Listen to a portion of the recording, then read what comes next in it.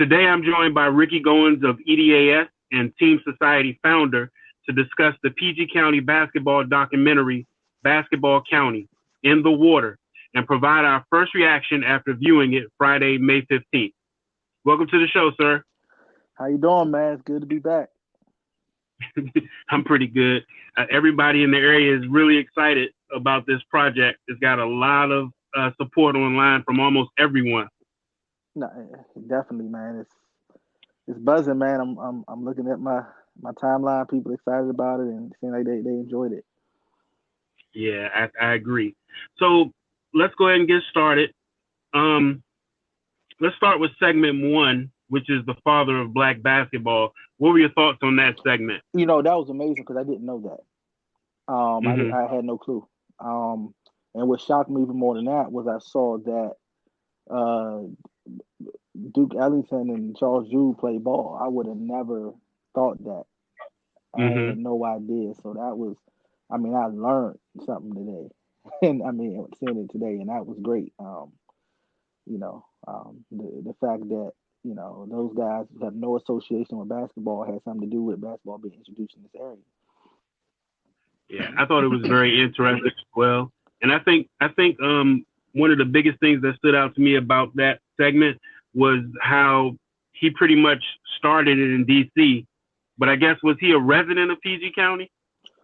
Is that what they were saying? Because they were saying he used the Y in D.C., and he also had affiliation with Howard University, I think, as well. It seemed like what they said was when the intro, they first said, next door in D.C., E.B. Henderson was there. I thought that's what I heard them say.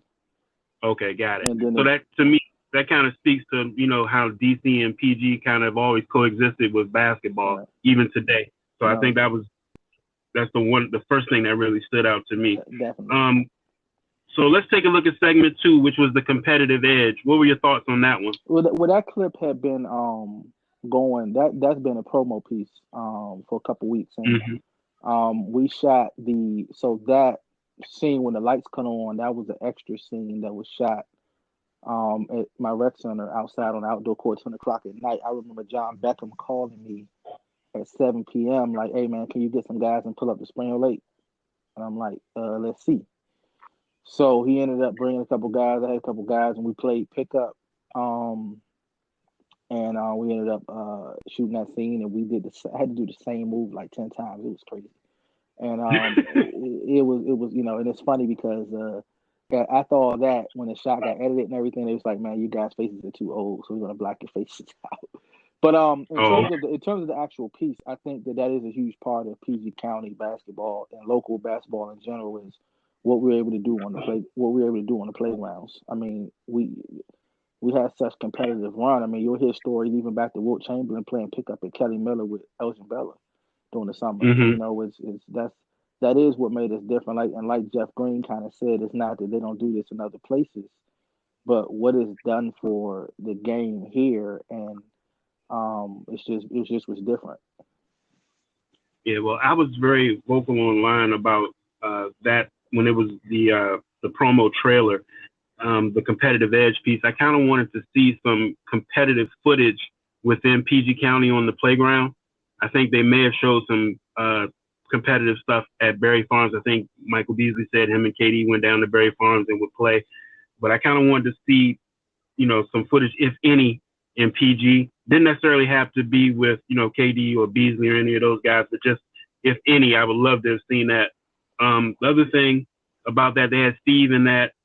I think we've talked about this as far as, him being from Montgomery County and also being in this PG County documentary. But, recently it came up that, and I don't know if the producers or creators know this, but, Tacoma Park at one point was kind of split between Montgomery County and PG County. Now, where he lives, Maple Avenue, I wasn't able to actually verify that if that was on the MoCo side or if it was on the PG County side up until 1997 when it all became Montgomery County. Most people online are saying he's definitely Montgomery County. So I'm still gonna stick with that. But then if that's the truth, then does it still make sense for Steve to be in this? project? Well, I'm gonna go a couple places. So part of, I guess, the thing about this area is that a lot of it's self-identification. So Mm-hmm. guys rep where they kind of want to be from. Now, in terms of Steve and the Montgomery County thing, so just like you, I ended up looking it up yesterday and saw that Steve, part of Tacoma Park was in PG County. Now, this is where it gets kind of tricky. I saw a Mm-hmm. guy comment on a post about that last night. They said that the apartment Steve lived in, Summit Hills, was actually on the PG side. Wow. Okay. That's what somebody posted online. Now I haven't talked to Steve yet today, but that's what they said. And but he went to Blair. So Right. unless there was some kind of agreement that a PG County resident can go to Blair, then he went to Kennedy. I'm not sure if he was actually on the PG side. Now, in terms of the concept of the documentary, right? I think part of what people got to remember, and I'm gonna go into this a little later. But Showtime had a huge part in who made the documentary and who didn't. And the direction of the documentary was going when I first interviewed, went to a different place as I see the final project. So I had to change my thinking around like what the focus was. So Steve Francis at the time, having a PG connection and being an NBA All-Star, they wanted to add more credibility to the film. Now, we're sitting here talking about a technicality between DC Tacoma Park, PG Tacoma Park, Montgomery County Tacoma Park. But Mm-hmm. because of how much pride we have in where we from, those things matter. So I think it was Tacoma Park was part of PG. Steve lived in Tacoma Park. Let's find a way to fit him in. And that may not have been as much the producers as it is Showtime. Mm-hmm. You know what I mean? So So because they you don't. you believe that they had an understanding that it was split, and he may have very well been in Yeah, PG. because yes, So, because I did because the what made me Google it was one of the producers had DM'd me like 2 years ago and said, "Hey, I'm hearing that Steve lived on the PG side of Tacoma Park," and that when I went back and looked at that, I said PG side of Tacoma Park, and I never paid attention to it when he first asked me because my response to him was, I said Steve is a Montgomery County guy, mm-hmm. and I will say this though, there's some PG County guys I think I would have rather seen than Steve in the documentary that may have put more work in on the PG side. I mean, of course, but Steve has repped the area, Mm-hmm. DC, PG, and Montgomery County, so it was always good to see him. Right. I On definitely agree with you on that.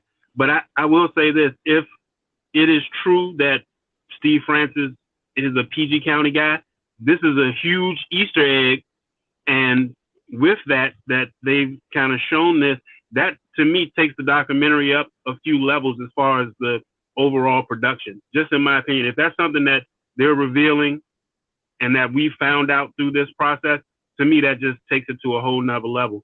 Because that's a huge shift in our area with him going over to the PG side.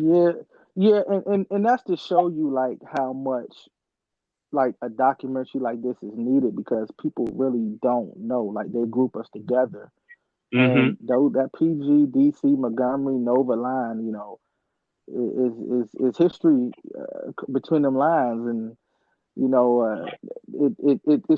threw us. Think about this, right? It threw us off because it definitely threw me off.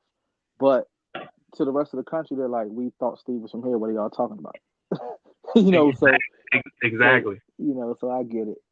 If you talk to him, hey man, see if you can record that conversation, because I'd love to know what his first response when he finds out that he's been living in PG. Man, I would definitely. I may touch bases with him. I may touch bases with him tonight. Yeah, that might change his whole outlook on life. Hey, but look, so the next segment is the DeMatha segment, but I kind of want to just segue into that because Mike Jones, the head coach of DeMatha, was shown in the competitive edge video and segment, and I didn't really agree with that. I think he's highly accomplished, and I think that if he's in it, we use his input for something other than street ball and the competitive piece of it, because when we go into the DeMatha piece, we see them playing Power Memorial, winning that game, but he's been able to maintain that school as an actual powerhouse. And I'm not sure if we went through that documentary and actually saw his input of how he was able to do that when he took over the program. But let's kind of talk about segment 3, DeMatha. What were your thoughts? Yeah, I kind of definitely thought that as I watched it. You know, me and Mike are close. We talk every day almost about the documentary, man. And I felt like, again, right, that may have been some of the entertainment editing, wanting to keep the story close to Morgan Wooten as possible, especially with him passing recently. But see, one thing about Mike, man, like the people don't know, they don't know him like well. Mike is a DMV guy. So what I mean by that is Mike will do whatever it takes to see basketball in this area do well. Like any assistance needed, whether it was me with my leagues or the documentary, like Mike's going to provide it. So to him, it doesn't, like him just being a part of it is big for him. Now, from a historical standpoint, I agree with you. There's never been a drop off between Morgan Wooten and Mike Jones. Exactly. So to me, that would have been important. But think about it though. I will say this in defense that how can you do a DeMatha documentary that's not 2 hours long and not miss like unbelievable history?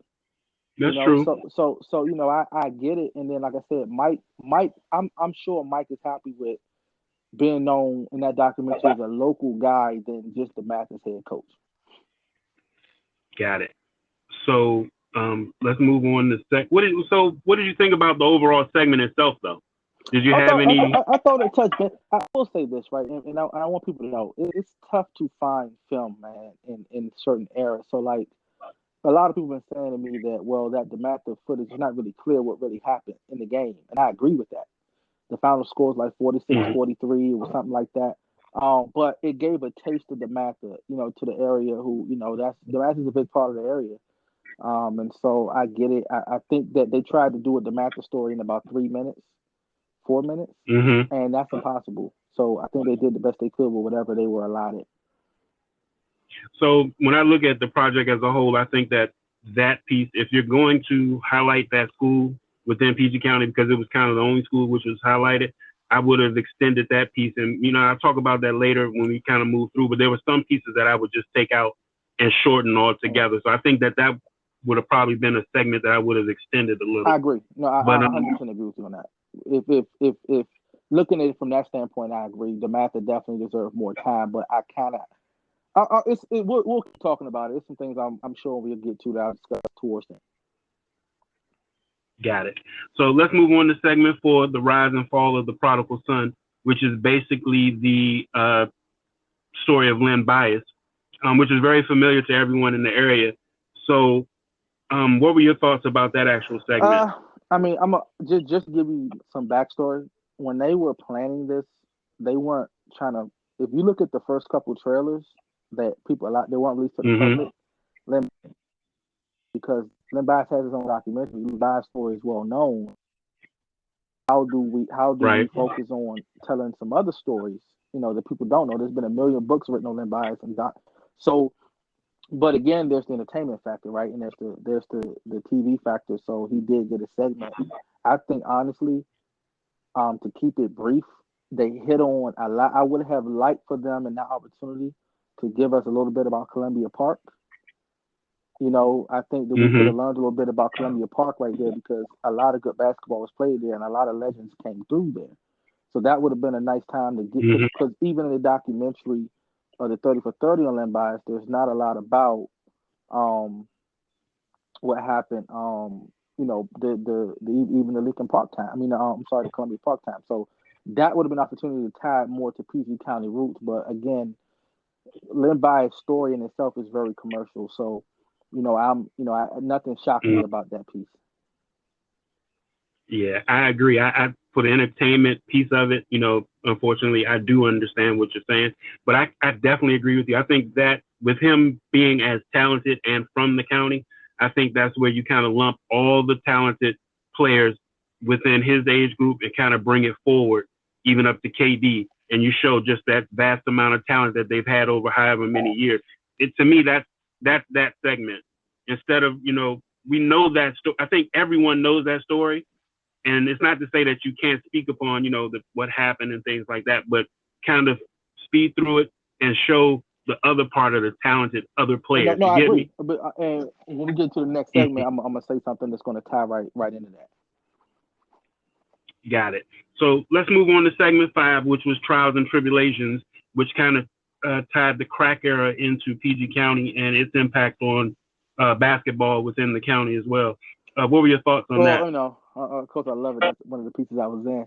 But to give you honest feedback on that, when that piece was, I'm gonna show you. Now that the thing's over, I can show you some things behind the scenes. But that's where, to me, Stacey Robertson could have been slid in, because when they interviewed him, he had some great pieces around that.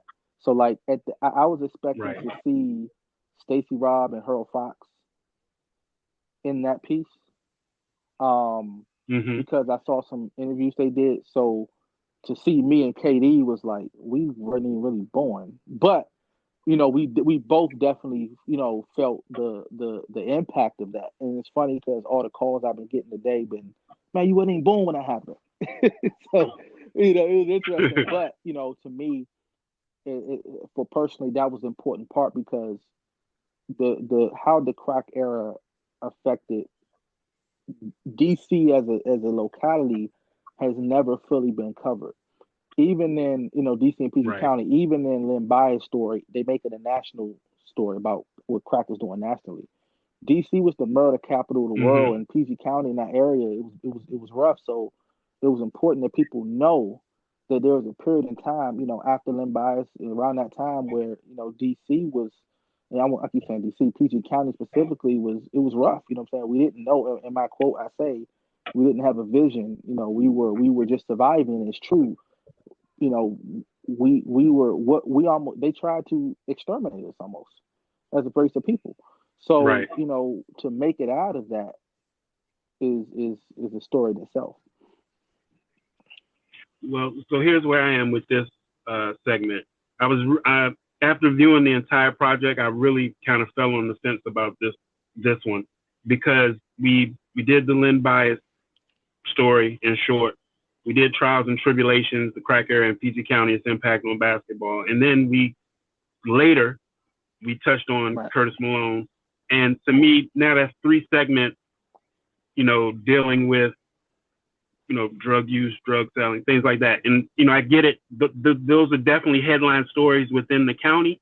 But if I'm taking this to the national stage, I don't necessarily know if that's what I'm showing. Or maybe, let me say this, I don't know if that's what I'm showing in that light. I go back to the entertainment Showtime.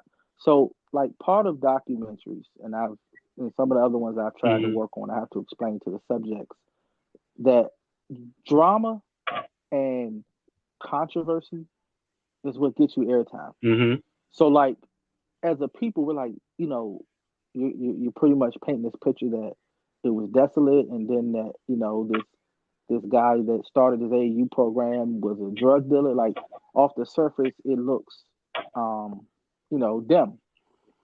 But we got to remember who's deciding what makes the movie and what doesn't. And being a part of this documentary, I got firsthand insight on how movies are made, where you might go in with a story that's A, and somebody that has no background decides to make it about B. And you got to do your best as a producer and and contributor, whatever you're doing, to make sure stuff still lines up. Like, I mean, I'm gonna be honest. This is not the documentary that I thought was being put out. It's great. It's a great piece of work. It's edited well. I think John and Jimmy, those guys did a great job, and I'm blessed to be a part of it. But I saw how it turned, and that wasn't because of them. That was behind the scenes, and it wasn't because of KD or Vic or Quinn. This was what people that were, picking the spot for this movie decided should be showcased. And at that point, you got to make a decision. Do you say I'm gonna cancel the project, or do you say let's figure out how to move forward? Got it. I was very on the fence about the segment, but it did have some great parts. I really liked the conversation about Run and Shoot, because in talking to anybody from PG County and DC, Run and Shoot was, how big that was. I don't have to explain it. I enjoyed the PG Jaguars footage that old footage, especially showing KD as, you know, a young player. That's something I had never seen before. So I kind of definitely enjoyed that. And just the conversations they had about playing and the competitiveness that they had at Run and Shoot, I thought being able to express that to the world and how, you know, they were just competitive in that environment all the time is what kind of molded them. Because I think he said he played at Run and Shoot, I think he said until he was maybe in his third year in the league or something like that. KD said that. So I think that shows the, you know, how impactful Run and Shoot was to this area. Okay, but let's move on. No, I just want to say, man, I just wish that people in this area didn't understand that basketball is not free. We love Run and Shoot, but they had a business. They had bills to pay. And as much as we don't want to pay to play basketball, man, like dudes got families, you know what I'm saying? So, you know, I don't like the fact that we've had, you know, they posted something that said it's been like $700 million earned in NBA wages from PG County players. So why is Run and Shoot closed? And I'm gonna leave it at that. Yeah. Someone asked me that, you know, is in regards to the St. James or whatever being, you know, in VA. Why isn't there a facility in PG County? The only thing I could come up with was, you know, the Durant Center, and then maybe the cost of building a second facility somewhere in the county, or, you know, even maintaining a second facility. It's maintaining because the guys that want the facilities don't want to pay. So, you know, I can tell you from running leagues, you know, getting guys to pay is a job in itself, and it's hard to explain. And it starts with the Herbo. The Herbo didn't charge to get in; they were sponsored up.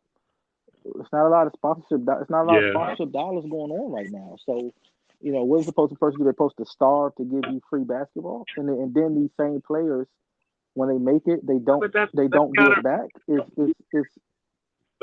But that's counterproductive. I mean, that's a huge weight for them to carry, but that's counterproductive to the narrative, because here we are, we have this affluent Black community in PG County, and now we have 25 to 30 NBA players, WNBA players, and now you're saying that there aren't necessarily, you know, any funds to, you know, go around to maintain these facilities. But I'm not one to lay that weight on them. I think what they do. That's kind of my point I make in the last segment of the movie. You know, we'll talk about that when we, you know, we'll get ready to wrap up. I got you. So let's move on. So segment 6 is Go-Go, and I'm gonna just be honest. I take it all the way out. I'm not. I mean, I get that you like music while you're playing in the gym, but I don't necessarily need a segment, and I don't necessarily need this documentary to kind of shine on that on the national stage. I get it. Go ahead. I'm just gonna say I get it. So, and this kind of what I kind of mentioned earlier, just to be honest with you, as the piece shifted. When it started, when I was a part of it, it was a history piece, which made me excited. The entertainment factor made it more of a cultural piece. So I think the idea was that, okay, so there's over 100 ball players, 200 ball players out of PG County that's been great, right? Guys, me and you talk about offline all the time. We don't have a way of incorporating them in 56 minutes.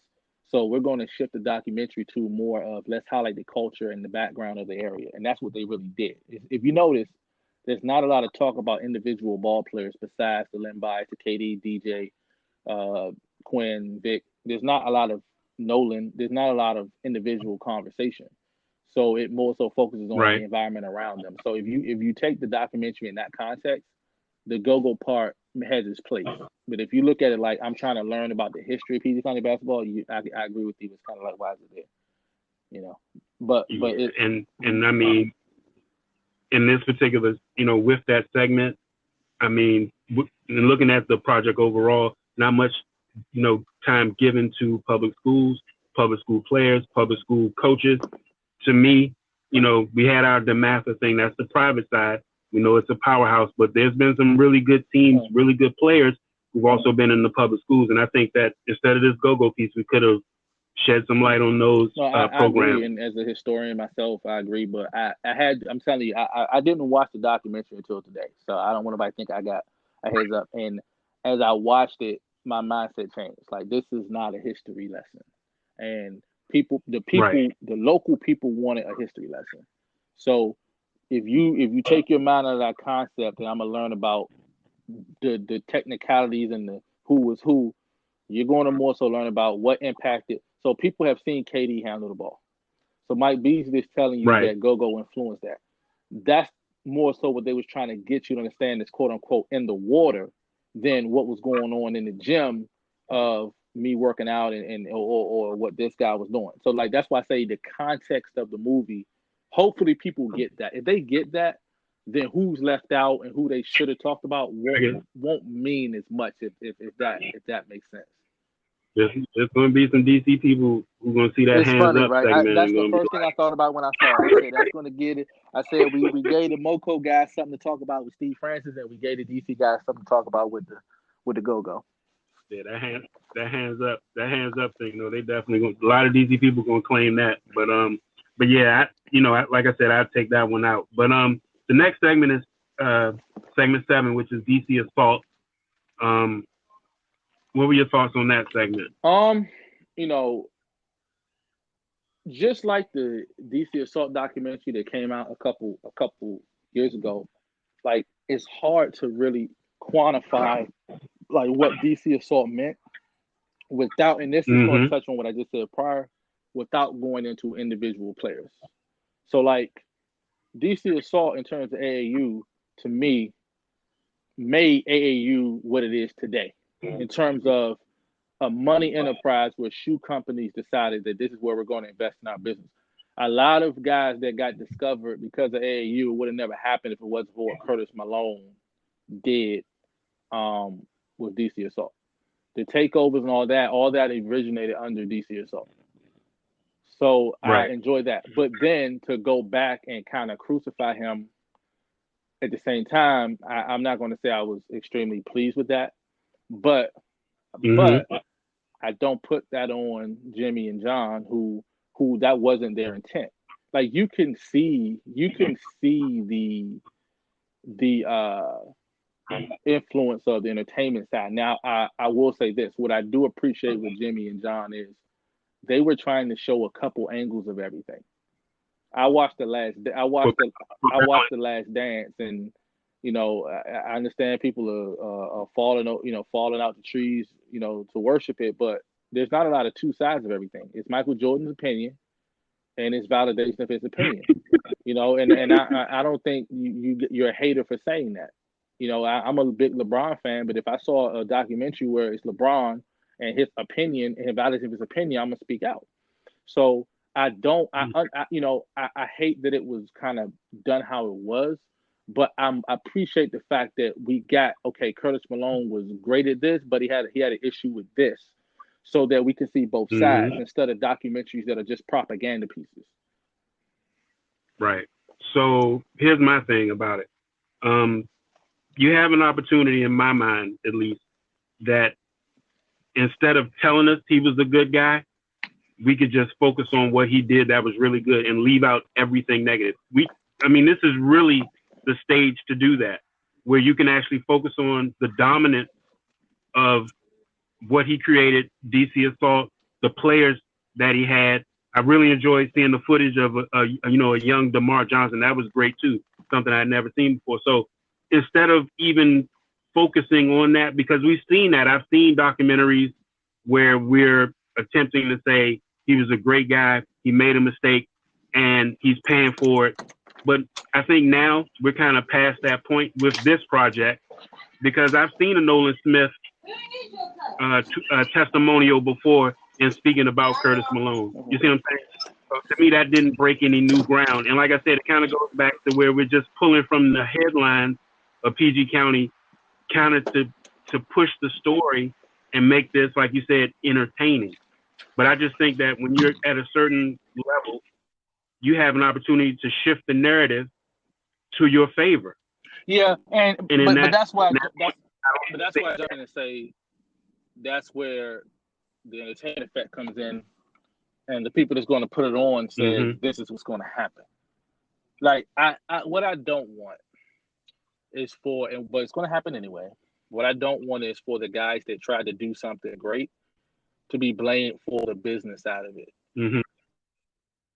Like right. I put that on Showtime. That they're going.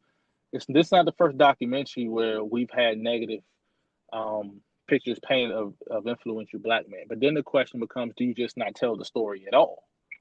Well, But there's a story there, but it's basketball related. It has you got to nothing remember, to do. right? Like I agree with you, but the people, the powers that be that control these networks, it's no different than when a young man is shot jogging, and 2 days later you find out there's some controversy that he robbed a liquor store, right?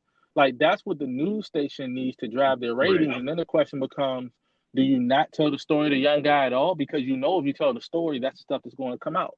So I think that it was a situation where we could have made a positive piece on Curtis, but the network was going to look at that and say, wait a minute, his stories of what he did for these young people wasn't on ABC and NBC, but we can find footage of his drug bust on NBC. And that's how, and that's why I say we got to make choices. Do we tell the story at all, or do we succumb to that? Well, I mean, we got 8 segments, and I think 3 dealt with some type of drug related. So I mean, I'm not a big fan. And then to have a DEA agent on there to kind of contradict everything that that people were saying. I mean, I just didn't see a point in that. But so let's move on to the last segment 8, homegrown, internationally known, where it kind of focuses on the guys who are super successful in the NBA. What were your thoughts on that segment? I mean, so it ended with guys talking about giving back. When I was able to speak on that, and that's an important part for me in all the work I do. I think that at that, and this is where I say, let's talk about some other guys, because I feel like the conversation focused on some individuals that, of course, KD, not throwing out, but like some other guys, like Markel to me has an amazing story. Number one pick in the draft, most recent, but other people were focused on that I think took a lot of limelight throughout the movie that don't really tell the story of PG to me.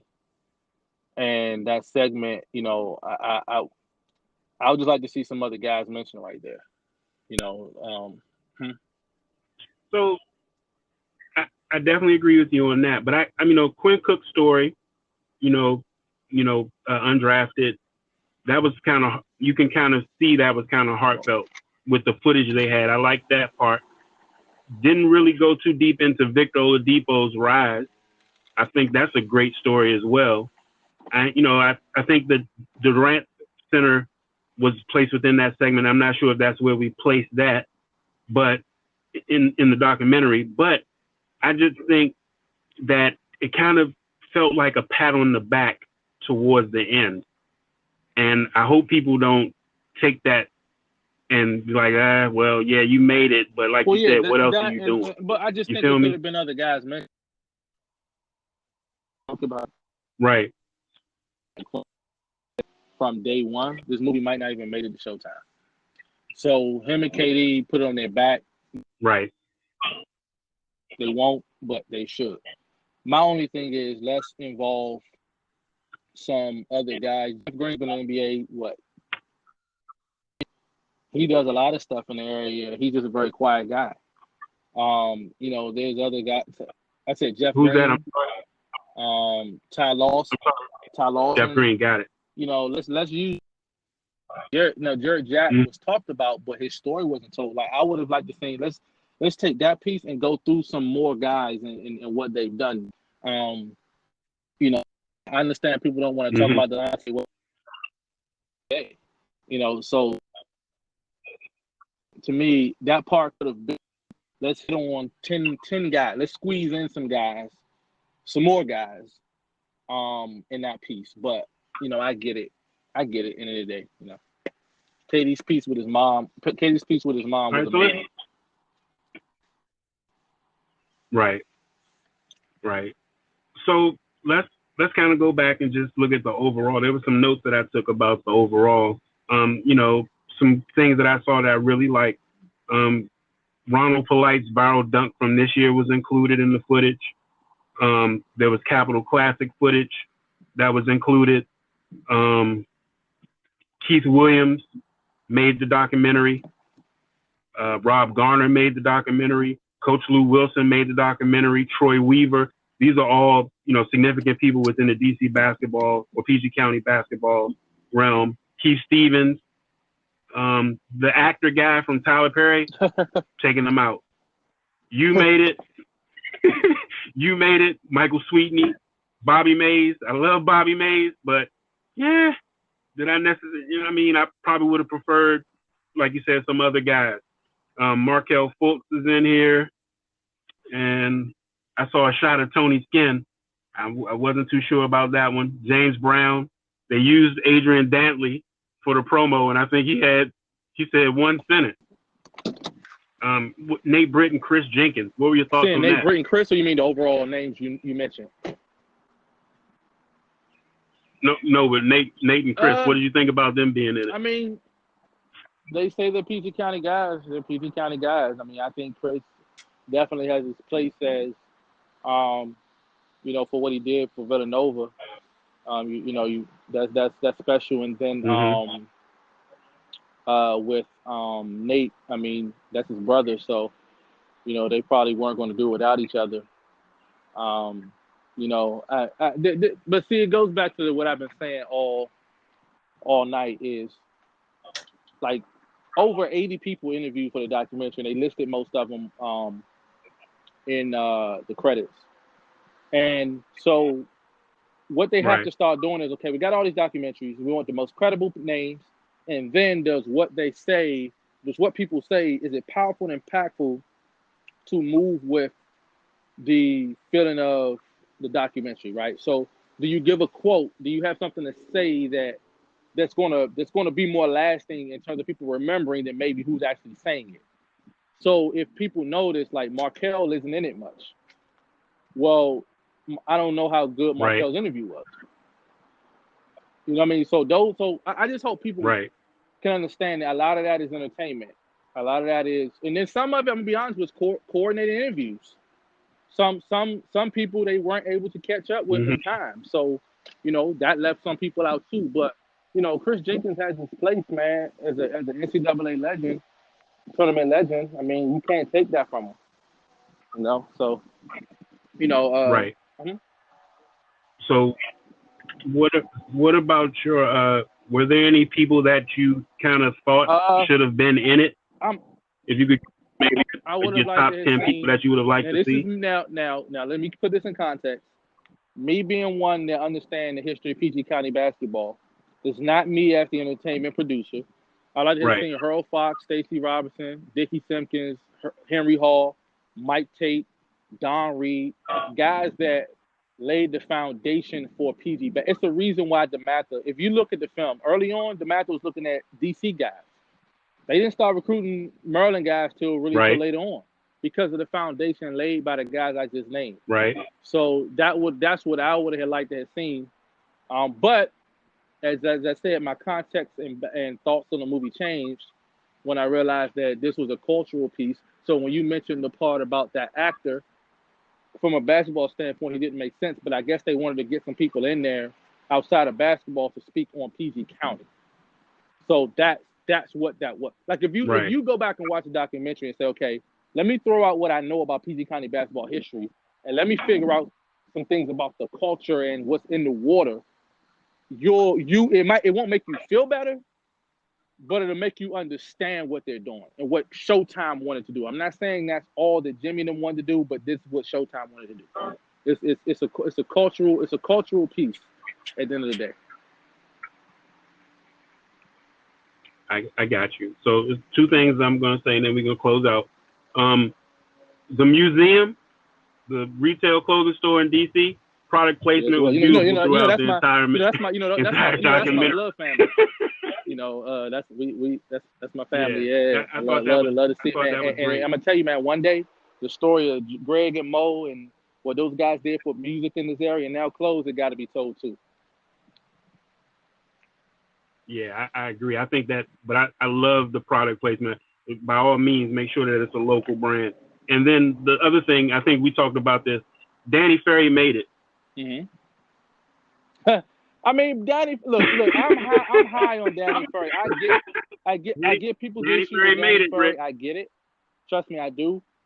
But Danny has a place as one of the best players to come through this area. I know we don't like to acknowledge it, but he did. Is that what you got from his interview? You talked about Lynn Byers, right? He got dunked on. Yeah, You're talking about getting dunked on by Lynn Byers. Is that what you got from I gotta his go back interview? and watch it, but just some people, if you notice, their interview wasn't necessarily tied to them. It was tied to something going on at that time of the video, so it was just good to see him. You know what I mean? So I can appreciate that. Right. The guy that narrated the Power Memorial DeMatha game, where he kind of said that if PG County gets bucket or whatever, did they ever label him in the documentary, or did he remain nameless? Because I don't remember seeing his name. No, not the narrator throughout the documentary. The guy who spoke, I think he had on a takeover shirt, dark skinned fellow. I think that's Penny Green. Oh, Penny Green. Did they actually label him? Because he had several speaking parts. Did they actually label him? Was it on his second segment? Because I know it's funny because I know Penny Green personally, but I never met him. So I think I figured out. Did they not? Are you sure they didn't label him once? I might have missed it. That's the question I had because I wasn't sure. I saw online who he was. Penny Green is well known. Penny Green's well known, I don't remember. And it was good to see him in it. But I'm gonna tell you again, he's a guy that got the scenes he got because of the quotes and emphasis he delivered his interview in. Right. So I think he should definitely be credited in the documentary. That was my thing. I thought the second time they had. I'll go back and look. I might have missed that, but you might be right. Yeah, that might be something. But overall, on a A, B, C, D. I mean, I'm gonna give it an A, man, because it's giving us PG County on a national level. I have my, I can give my critiques on, certain things in terms of what should have happened, didn't happen. But I love the product. I think it's beautifully edited. I think James and Jimmy put their blood into Jimmy and John put their blood into it. They did their part. They couldn't control some things. They felt really bad about some of the guys that didn't make the movie. They felt real bad about it only being an hour. But I'm gonna give it an A because I'm gonna be supportive of what somebody in this area tried to do and sacrifice for. So, I could critique a perfect movie, but I'm gonna give this one an A for what the effort they put into it. Yeah, I'm gonna leave it alone. I think it's a great thing to see that area on a national spotlight, and like I said, the impact that it'll have on kids going forward who see that. I think that, not to say that they weren't prideful before, but I'm pretty sure with the successes the players that have had coming out of that county now, some kids will definitely be sticking their chest out and being prideful and saying, I'm from PG County. And someone say, where's that? That's where KD is from. Quinn Cook, Victor Oladipo. So now it's something that connects everything for certain people. You feel me?